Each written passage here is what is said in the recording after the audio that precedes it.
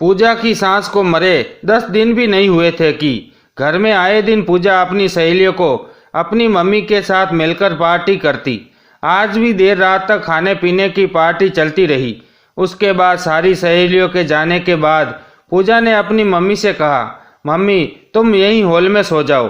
कोकिला जी को नींद बहुत जोरों से आ रही थी। वह हॉल में न सोकर उस कमरे में जाकर सो गई जो उसकी मरी हुई सास का था और बंद पड़ा था। उस अंधेरे कमरे में जाकर वह सो गई। आज रात को कोकिला जी को ऐसा लगा जैसे कोई उसका बिस्तर हिला रहा है। फिर उन्हें लगा शायद उनका वहम हो सकता है। कुछ देर बाद उन्हें ऐसा लगा मानो उनका बिस्तर हवा में ऊपर की ओर उठ रहा है। तभी उनकी चीख निकल पड़ी। वह घबराकर उठ बैठी। कमरे में कोई नहीं था, लेकिन बिस्तर कौन उठा रहा था? उनकी आंखों में डर साफ झलक रहा था। वो पागलों की तरह चिल्लाने लगी। तभी उनकी आवाज़ पूजा ने सुनी, जो किचन में पानी लेने आई थी। मम्मी क्या हुआ? मैंने तो कहा था हॉल में सोना। डर गई क्या? अरे नहीं, मैं डरपोक नहीं हूँ, कोकिला जी ने कहा। पूजा बोली, मम्मी मेरे सासू माँ जब से गई है तब से सच में हम उस कमरे में नहीं जाते। उनके गुजरने के बाद से मैं उस कमरे में रात में तो क्या दिन में भी नहीं जा पाती हूँ। और रात की तो बात ही अलग है। हमने जाने कितनी बार पूजा पाठ करवाए, लेकिन कोई असर नहीं हुआ। वह बुढ़िया तो जीते जी भी सताती थी और मरकर भी चैन नहीं। कोकिला जी ने कहा, अरे ये पापिन बुढ़िया थी, इसलिए मरने के बाद भी भटक रही है, वरना अब तक मुक्त हो गई होती। अच्छा सुन, मैं एक तांत्रिक को जानती हूँ जो ऐसे भूत भगाने में महारत रखता है। तेरी सास कितनी भी पापी रही हो, लेकिन देखना उसके आगे पानी भरती नजर आएगी। मेरे साथ कल उसके पास चलना। पूजा ने कहा, ठीक है मम्मी, मैं चलूँगी, लेकिन अभी आप हॉल में सो जाइए। उस कमरे में सोने की कोई ज़रूरत नहीं, वरना कहीं वह आप पर भी हमला ना कर दे। कोकिला जी बोली, मुझ पर क्या हमला करेगी वह बुढ़िया? अरे तुझे याद नहीं है क्या, कैसे उसको दांतों तले चना चबवाया था? नानी याद आ गई थी उसे। आज आने दे उसे, मैं भी देखती हूँ। देखना ऐसा सबक सिखाऊंगी कि आने से पहले 10 बार सोचेगी, किसी को डरावनी ही भूल जाएगी। पूजा ने चौंक कर कहा, तो क्या अभी आप उस कमरे में सोने जा रही हो? कोकिला जी बोली, न न, अब तो मैं हॉल में ही सोऊंगी। रात ज़्यादा हो गई तो सभी लोग सो गए। अगली सुबह कोकिला जी जैसे ही नहाकर आई तो पूजा ने कोकिला जी से पूछा, मम्मी बताओ आज आपके लिए नाश्ते में क्या बनाऊं? जो कहोगी वह बनाऊंगी। तभी कमरे से एक भयानक आवाज़ आई, अपनी मम्मी से क्या पूछ पूछ कर नाश्ता बना रही है? दे दे इसे भी बासी रोटी और नमक, जैसे मुझे देती थी। देख डाइनिंग टेबल पर रोटी और नमक रखा है, अगर नहीं खाएगी तो बहुत महंगी पड़ेगी, जा खिला। पूजा डर के मारे सूखी रोटी अपनी माँ के मुंह में डालने लगी और कोकिला जी भीगी बिल्ली बनकर निगलती जा रही थी। ये आवाज़ पूजा की सास गायत्री जी की थी। उनके ऐसा कहते ही पूजा और कोकिला जी डर के मारे दूरे कोने में सिमट गई और कहने लगी, मम्मी जी पहले तो आप बस रात में ही आती थी, अब दिन में भी। आज आप अपने कमरे से बाहर कैसे आ गई? पूजा ने डरते हुए कोकिला जी से कहा, देखा मम्मी, अब आया यकीन मेरी बात का। मम्मी जी मरने के बाद भी यही हैं। तभी फिर से गुस्से भरी आवाज़ आई, अरे भूल कैसे गई तुम दोनों? मेरा दिन रात का चैन छीना था न तुम दोनों माँ बेटी ने। अब मेरी बारी है। अब तो मेरे पास 100 गुना ताकत भी है। मैंने अभी तक तुम लोगों का दिन रात का सुख चैन न छीन लिया तो मेरा नाम भी गायत्री नहीं। कोकिला जी ये देखकर कटे हुए वर्ष की भांति बेहोश होकर जमीन पर गिर पड़ी। फिर से धमकी भारी आवाज़ आई, अरे अभी से डर गई? मुझे दांतों तले अंगुली चबा रही थी ना तू? पूजा खौफ के मारे एक जगह खड़ी खड़ी पसीने से भीग गई। कुछ देर बाद शांति बनी रही तो वह जाकर अपनी माँ के पास आई और पानी के छींटे दिए। जब कोकिला जी को होश आया तो उन्हें कुछ भी याद नहीं था, पर पूजा को ये देखकर जैसे लकवा मार गया था। उसकी आंखों में डर साफ साफ दिखाई दे रहा था। उसे अपना अतीत याद आ गया। वह सब बातें याद आने लगी कि कैसे उसने अपनी सांस को सताया और परेशान किया था, और आज उस सब का बदला लेने वह आई थी। पूजा उन दिनों को याद कर उसमें खो गई। सभी गायत्री जी के बेटे की शादी के लिए बधाई दे रहे थे, उपहार दे रहे थे, गायत्री जी एक विधवा महिला थी और अपने पति को कई साल पहले ही एक रोड एक्सीडेंट में खो चुकी थी। तब से उन्होंने अपने बेटे शिवम की परवरिश अकेले ही की थी। उसकी पढ़ाई लिखाई, उसका ख्याल उन्होंने अकेले ही रखा था। बड़ा होकर शिवम फौज में चला गया था। उसके कुछ समय बाद गायत्री जी को एक अच्छा रिश्ता भी मिल गया। जब शिवम छुट्टी से घर आया तो उसकी शादी कर दी गई। शिवम अपनी जिम्मेदारी भरी नौकरी के कारण ज़्यादातर बाहर ही रहता था। इधर घर पर पूजा और गायत्री जी ही रहते थे। शुरू में तो सब ठीक ठाक चल रहा था, फिर धीरे धीरे पूजा का रवैया गायत्री जी के प्रति रूखा होता चला गया। उसे देर रात तक पार्टी करने में बड़ा मजा आता था। गायत्री जी अगर कुछ कहती तो वह उन्हें 100 बातें सुना देती, इसलिए उसे अपनी सांस बुरी लगने लगी थी। अब वह कोई भी काम बिना ताना दिए नहीं करती थी। गायत्री जी ये सब शिवम को इसलिए नहीं बताती थी क्योंकि शिवम की ड्यूटी पहले से ही बॉर्डर पर होती थी। इस पर से घर की परेशानी बताकर वह उसे और परेशान नहीं करना चाहती थी। वह चुपचाप पूजा का बर्ताव सहन करती थी और उससे कुछ नहीं कहती थी, लेकिन पूजा इसी बात का फायदा उठाती थी। पूजा अक्सर अपनी मम्मी कोकिला जी को अपने घर पार्टी में बुला देती और दोनों साथ मिलकर गायत्री जी को खूब परेशान करती। दिन भर बात बात पर आदेश देती और अत्याचार करती। एक दिन पूजा ने गायत्री जी से कहा, मम्मी जी आज आप खाना मत बनाना, हमने खाना बाहर से ऑर्डर किया है। पिज़्ज़ा, बर्गर, कढ़ाई पनीर, मेरा और मेरी मम्मी का तो इसमें हो जाएगा। गायत्री जी ने कहा, ठीक है बहू, फिर मैं अपने लिए खिचड़ी बना देती हूँ। गायत्री जी ये सोचते हुए किचन में चली गई और थोड़ा सा दाल चावल कुकर में चढ़ाने के लिए तैयार करने लगी। तभी पीछे से पूजा आकर कहने लगी, अरे ये क्या कर रही है? मैंने मना किया ना खाना नहीं बनाना, सुनाई नहीं देता क्या?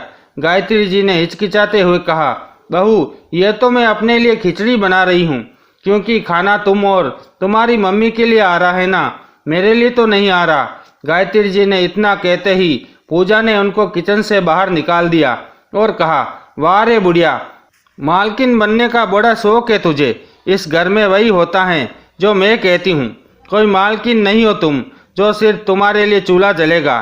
फालतू का गैस नहीं है इस घर में, और तुम्हारा बेटा तुम्हारे इस फालतू खर्च के लिए सरहद पार यूं ही मौत से नहीं लड़ता। गायत्री जी ने कहा, बहू तुम तो पिज़्ज़ा खाने जा रही हो और मुझे भी तो भूख लगेगी ना।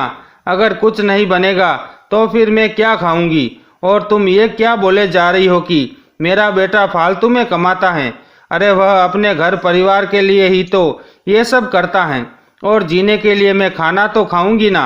गायत्री जी के इतना कहते ही पूजा चिल्लाई, हाँ पता है, जब तक आप खाएगी नहीं नींद नहीं आएगी। फ्रिज में 2 दिन पुरानी रोटी बची हैं और बासी एक कटोरी सब्जी भी रखी है, वही खा लो। खबरदार जो कुछ बनाकर खाया। यह कहकर पूजा चली गई। बेचारी गायत्री जी और क्या करती, मजबूरी में वही बासी रोटी खाकर अपना काम चला गई। बाहर से जब पिज़्ज़ा, बर्गर और पनीर आया तो दोनों माँ बेटी सोफे पर धड़ाम से बैठकर गायत्री जी को जला जला कर खाने लगी। काम खत्म करने के बाद गायत्री जी अपने कमरे में सोने चली गई। कुछ घंटों बाद कोकिला जी ने उन्हें आवाज़ लगाई, अरे समधन जी, कहाँ इतनी जल्दी सो गई? अभी घर की मालकिन जाग रही हैं और आप सो गई। जरा नींबू हींग का पानी बना लाना, बहुत बदहजमी लग रही है मुझे। पूजा बोली, मम्मी आप भी ना थोड़ा कम खा लेती तो क्या हो जाता, लेकिन आप तो ऐसे खाती हैं जैसे कि फिर मिलेगा ही नहीं। कोकिला जी ने कहा, अरे बेटा, वह खाना मैं नहीं खाती तो बर्बाद हो जाता, तुम तो वैसे ही फेंक देती, लेकिन मुझे बर्बादी पसंद नहीं है इसलिए खा लिया, बस ज़्यादा हो गया। पूजा ने कहा, अरे मम्मी, बर्बाद क्या होता? माँ जी तो ललचाई नज़रों से हमारे खाने को देख रही थी, थोड़ा सा दया करके इन्हें भी दे देते। वैसे भी इन्हें हमारा जूठन खाने की आदत जो पड़ गई है ना। फिर दोनों माँ बेटी खिलखिलाकर हंसने लगी। तब तक गायत्री जी वहाँ हींग नींबू का पानी लेकर आ गई। हींग नींबू का पानी पीते ही कोकिला जी को उल्टी हो गई।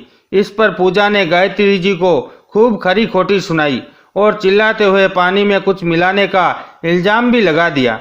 गायत्री जी ने कहा, बेटा मैंने इसमें कुछ नहीं मिलाया है, बस हींग ही डाली थी। पूजा ने आंखें दिखाकर कहा, बुढ़िया ये तेरी वजह से हुआ है, इनकी साड़ी खराब हो गई, इन्होंने उल्टी कर दी, अब तू ही साफ कर। फिर पूजा ने अपनी माँ की उल्टी अपनी सांस गायत्री जी से साफ करवाई। समय बीतता गया और शिवम ने घर आने की खबर दी।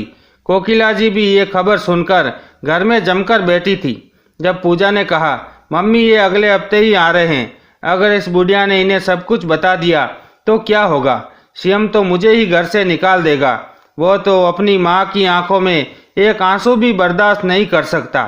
कोकिला जी तपाक से बोली, सुन पूजा, अगर इसे कहना ही होता तो कब का कह चुकी होती। हाँ, लेकिन फिर भी हम कोई रिस्क नहीं ले सकते।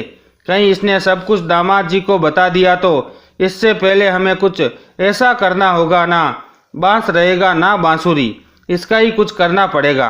पूजा ने पूछा, तो हमें क्या करना पड़ेगा मम्मी?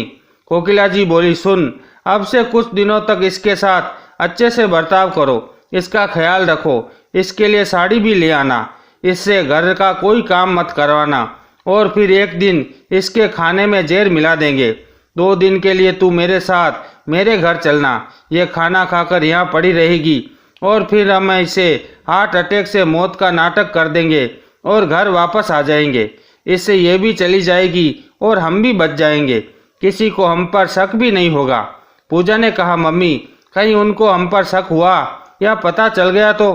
कोकिला जी तुरंत बोली, पूजा, कल मैं मार्केट से एक ऐसी जड़ी बूटी खरीद कर लाऊंगी जिसे खाने के 5 घंटे बाद इंसान मर जाता है और उसके मुंह में कोई झाग भी नहीं निकलता, जिससे किसी को शक होने की संभावना ही नहीं रहेगी। कोकिला ने अपनी सारी योजना बताई तो पूजा बोली, हाँ ये ठीक है मम्मी, और ये सब उसी दिन होगा जिस दिन शिवम घर वापस आएगा। इसके बाद से ही दोनों माँ बेटी का व्यवहार गायत्री जी के प्रति बिल्कुल बदल गया। गायत्री जी समझ रही थी कि ये सब शिवम के आने की खबर के कारण हो रहा है, इसलिए वे चुपचाप इन दोनों का नाटक देख रही थी। एक दिन पूजा गायत्री जी से कहती है, मम्मी जी मैंने दोनों वक्त का खाना बना दिया है, आप खा लेना, मैं मम्मी को छोड़ने जा रही हूँ, कल उनके आने से पहले ही आ जाऊंगी। इसके बाद कोकिला जी और पूजा पूरी योजना से गायत्री जी के खाने में वही खतरनाक जड़ी बूटी मिलाकर चली गई।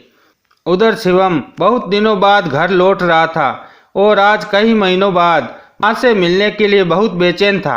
उसने इस खुशी में न जाने कितने ही खूबसूरत और महंगे तोहफे अपनी माँ के लिए खरीद लिए थे। साथ में माँ के लिए गरम गरम जलेबी भी खरीद ली थी, जो कि उनकी बहुत पसंदीदा थी। जब शिवम घर पहुंचा तो बाहर से ही माँ माँ पुकारता हुआ घर में घुसने लगा। आवाज़ देते हुए शिवम बोला, माँ माँ कहाँ हो? अरे माँ कहाँ हो? कमाल हो गया आज तो, जब मैं पहले आता था तो पलके बिछाए दरवाजे पर ही बैठकर मेरी राह देखती रहती थी और अब न जाने कहाँ छुप गई। आज तो आवाज़ लगाने पर भी ना कमरे से बाहर आ रही हो ना ही बोल रही हो। अच्छा माँ सॉरी, माफ़ कर दो, इस बार आने में देर हो गई, अगली बार जल्दी छुट्टी लेकर आऊँगा। अब तो देखो मैं आपके लिए क्या क्या लाया हूँ। सोफे पर बैठा शिवम लगातार आवाज़ दिए जा रहा था। जब उसकी माँ बहुत देर तक कहीं दिखाई नहीं दी और उनकी कोई आवाज़ भी सुनाई नहीं दी तो शिवम की धड़कन तेज होने लगी। अब उसे कुछ गलत होने का अंदेशा होने लगा। वह दौड़कर माँ के कमरे में गया, लेकिन माँ को जमीन पर बेसुध पड़ा देखकर उसके पैरों तले जमीन खिसक गई। उसने माँ को दोनों हाथों से झकझोरना शुरू कर दिया, मगर माँ नहीं उठी। शिवम ने देखा कि माँ का पूरा शरीर ठंडा पड़ चुका है और सांसें भी रुकी हुई है। शिवम अपनी माँ के लिए दहाड़े मारकर रोने लगा। तभी पीछे पीछे कोकिला और पूजा भी घर के अंदर आती दिखी। शिवम रोते हुए देखकर पूजा चौंकने का नाटक करने लगी। शिवम बोला, ये देखो पूजा, मम्मी हमें छोड़कर चली गई। मैं अभी अभी तो वापस आया था, कितनी आवाज़ें दी पर मम्मी नहीं बोली। जब अंदर आया तो उन्हें इस हालत में पाया। शिवम ने रोते हुए कहा।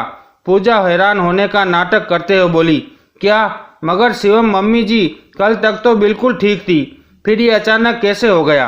क्या हुआ होगा? फिर वह जोर जोर से रोने का नाटक करने लगी। मम्मी जी आप हमें यूं अकेला छोड़कर नहीं जा सकती, मैं क्यों गई आपको अकेला छोड़कर? हे भगवान, मेरी मम्मी जी को वापस लौटा दो, मैं आपका भंडारा करवाऊंगी। गायत्री जी का अंतिम संस्कार हो गया, तब जाकर पूजा का ये नाटक खत्म हुआ। अब शिवम माँ के जाने के गम में अक्सर उदास रहने लगा।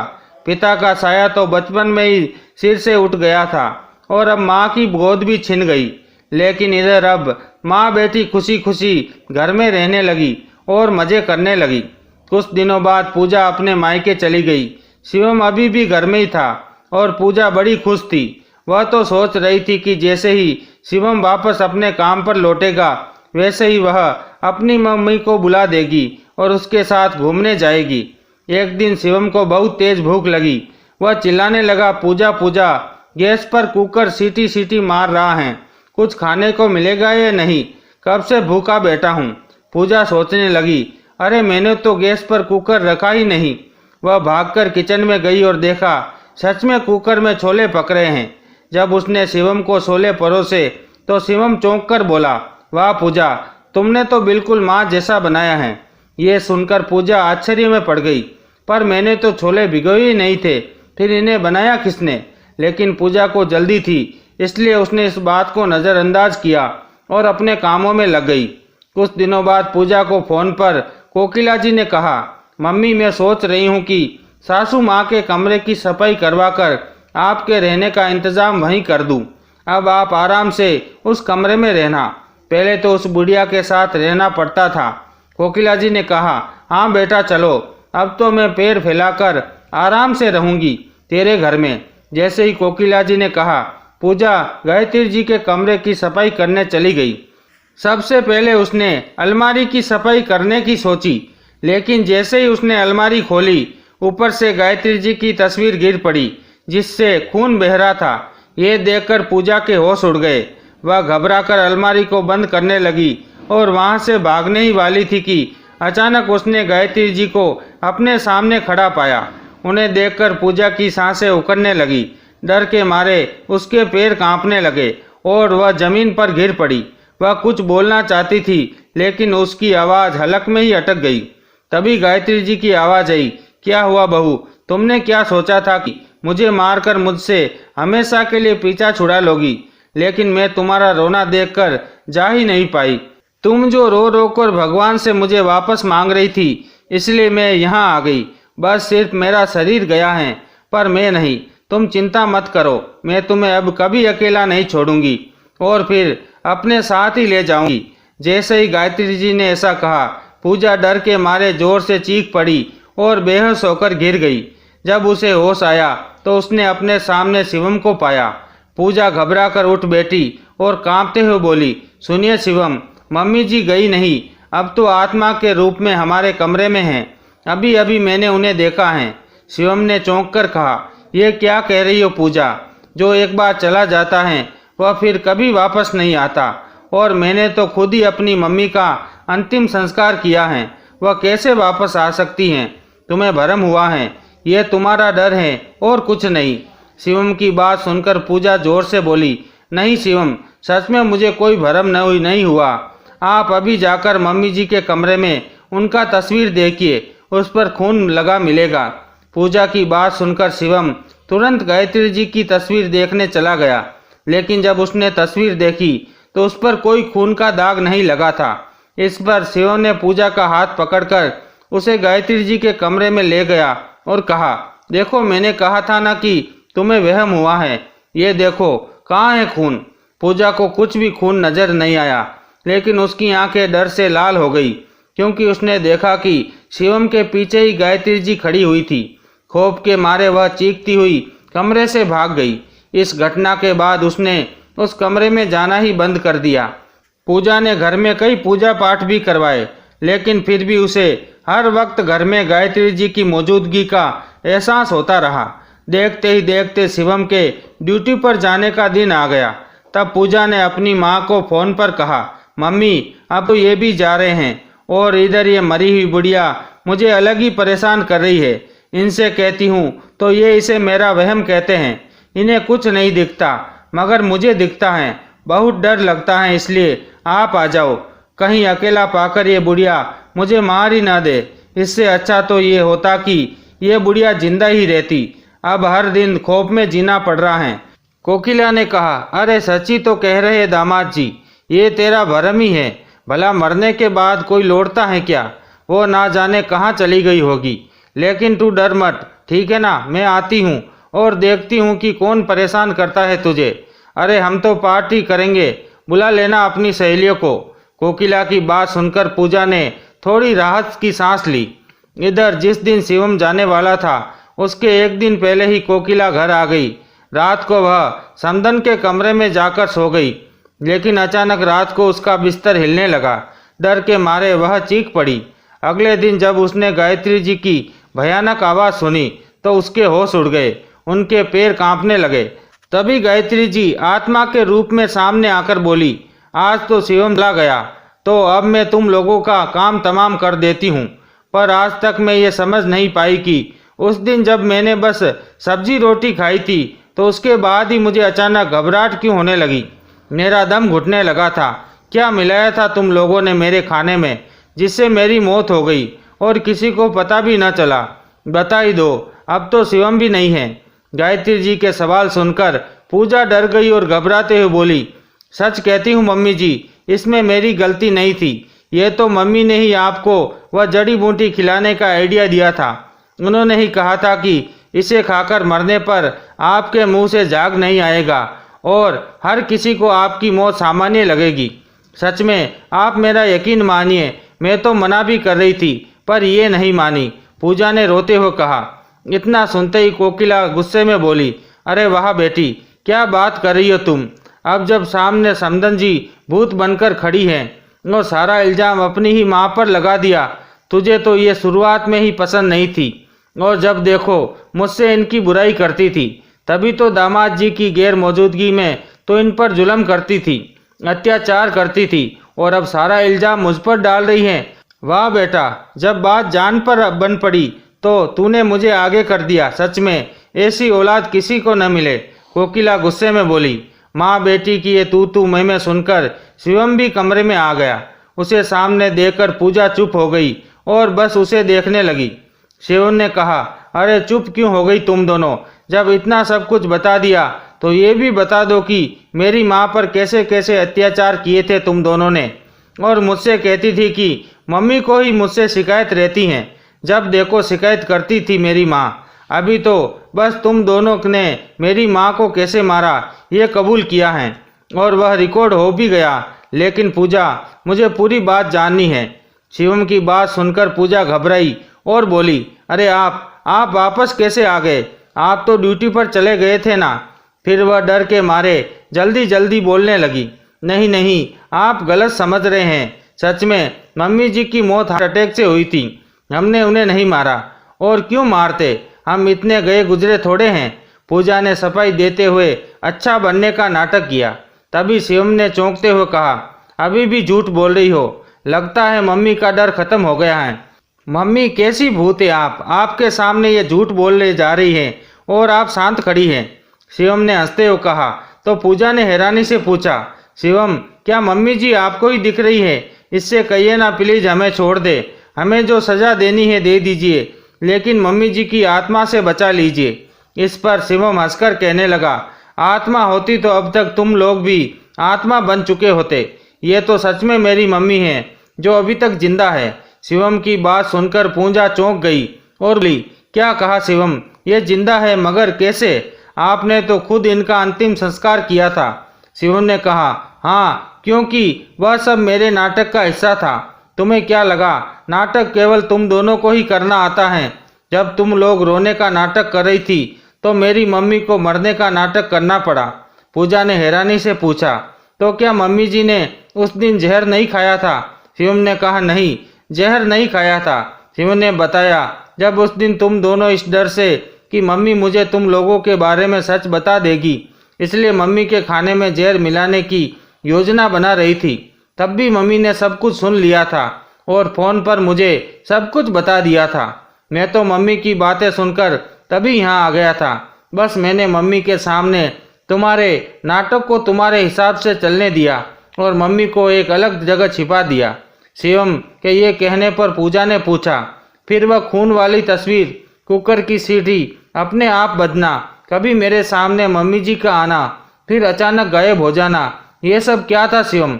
शिवम ने कहा, यह सब मेरे नाटक का हिस्सा था। मैं चाहता तो तुम दोनों को मेरी मम्मी के खाने में जहर मिलाने के इल्ज़ाम में तभी जेल भिजवा सकता था, लेकिन मैं तुम्हें सबक सिखाना चाहता था और तुम्हारे मुंह से ही तुम्हारा गुनाह कबूल करवाना चाहता था। कोकिला ने कहा, देखिए दामाद जी, मेरा घर परिवार है, मुझे जाने दीजिए। मैंने बहुत बड़ी गलती की, इसका साथ दिया, लेकिन अब मैं यहाँ कभी नहीं आऊँगी और आज से ये वादा करती हूँ कि इससे बात नहीं करूँगी। शिवम ने गुस्से में कहा, अरे मम्मी जी, जब जहाज डूबता है तो सबसे पहले उसे चूहे ही छोड़कर भागते हैं। यही आप भी कर रही हो। अगर आप चाहती तो अपनी बेटी को सही दिशा दिखा सकती थी, लेकिन नहीं, आपने न सिर्फ उसका साथ दिया बल्कि अपनी ही बेटी को सांस को जहर देने की योजना बना डाली। तभी शिवम ताली बजाकर पुलिस को बुलाता है और कहता है, गिरफ्तार कर लीजिए इन्हें, अपना गुनाह उन्होंने तो खुद ही कबूल कर लिया है। तभी आगे बढ़कर गायत्री जी ने कहा, बहू, तुमने मुझ पर न जाने कितने अत्याचार किए, लेकिन फिर भी मैंने कभी शिवम से तुम्हारी शिकायत नहीं की। मैंने सब चुपचाप सहा, क्योंकि मैं अपने बेटे का घर नहीं तोड़ना चाहती थी। लेकिन तुमने मेरी चुप्पी को मेरी कमजोरी समझ लिया। तुम भी एक औरत हो और मैं नहीं चाहती कि तुम जाकर जेल में रहो और तुम्हारी माँ भी वहाँ की तकलीफ सहे। पर अगर मैंने आज तुम्हें सज़ा नहीं दिलवाई तो आगे से हर बहू अपनी सांस को जहर देने से पहले जरा भी नहीं हिचकिचाएगी।